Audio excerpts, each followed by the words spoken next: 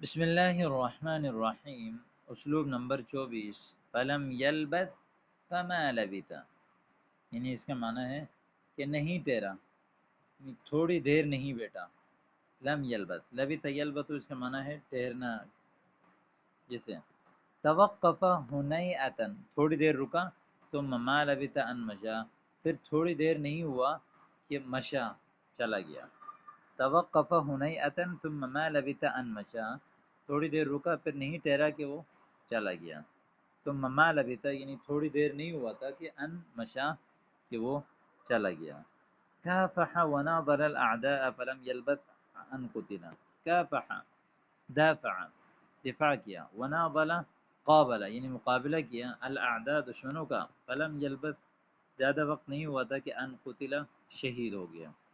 کان نشیطا وہ چست تھا، فلم یلبث زیادہ وقت نہیں گزرا کہ ان تقاعس کہ پیچھے ہو گیا، وسقط اور گر گیا، یعنی اذا تقاعس سقط۔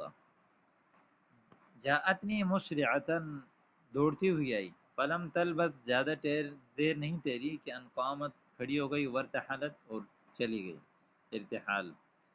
دخل علی مرشدہ اپنے مرشد پر داخل ہوا، فما لبث ان انکب علی یدہ یقبلها، پھر زیادہ نہیں ٹھہرا کہ وہ ان کے ہاتھ پر ٹوٹ پڑا۔ انکب یعنی ٹورنا، گر جانا چہرے کے بل، یقبلها اس کو بوسہ دے رہا تھا۔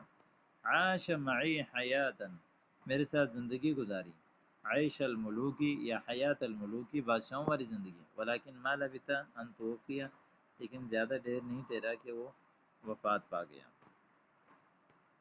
کانت نشیطتا قویتا، وہ چست تھی اور طاقتور تھی، لیکنہا لم تلبث ان مرضت فضعفت، لیکن زیادہ وقت نہیں گزرا کہ وہ بیمار ہو گئی اور فضعفت کمزور ہو گئی۔ ضعف یضعف کرم سے، لبث یلبث سمع سے۔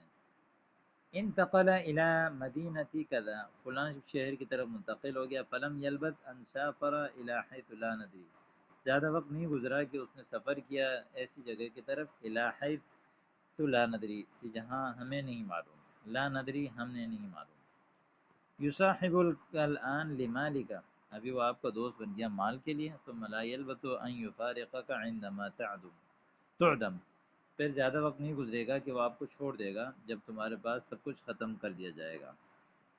یمنیک مثل الشیطان، یعنی لالچ دیتا ہے تمہیں شیطان کی طرح، ثم لا یلبث ان یخلعک ویخذلک، پھر یہ زیادہ وقت نہیں گزرے گا کہ آپ کو چھوڑ دے گا اور آپ کو دھوکہ دے گا۔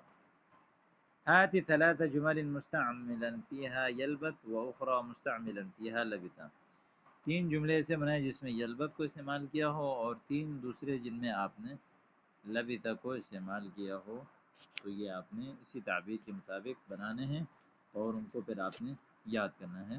امید کرتا ہوں کہ آپ کو سبق سمجھ آ گیا ہوگا۔ السلام علیکم۔